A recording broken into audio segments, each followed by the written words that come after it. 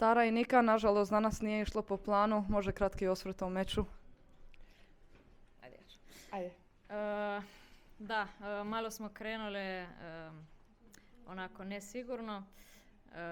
Prvi set nismo baš dobro odigrali. Drugi set smo probali malo više.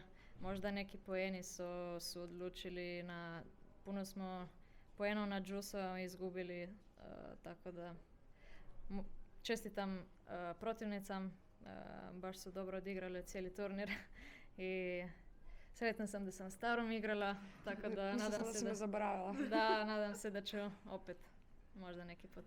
Jeste li zadovoljni dosadašnjim rezultatima skupa? Pa jesmo. Mislim da jesmo. Finale je čisto solidan rezultat.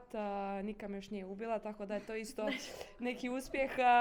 Ali ne, evo, zabavno je, dobro igramo. Jedino danas smo malo zaštekali, ali sve u svemu, evo, nadam se da ćemo opet igrati. Planirate li i dalje igrati skupa, možda u budućnost? Pa... Ja mislim da da. Ja isto mislim da da. Evo i za kraj još jedna mala poruka za gledatelje i vaše bližnje.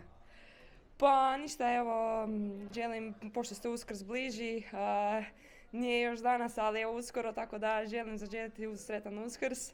I evo, pozivam sve da me dođu sutra, naravno, podržati u 11 na finalu. Sretno i vidimo se sljedeće godine. Hvala. Hvala.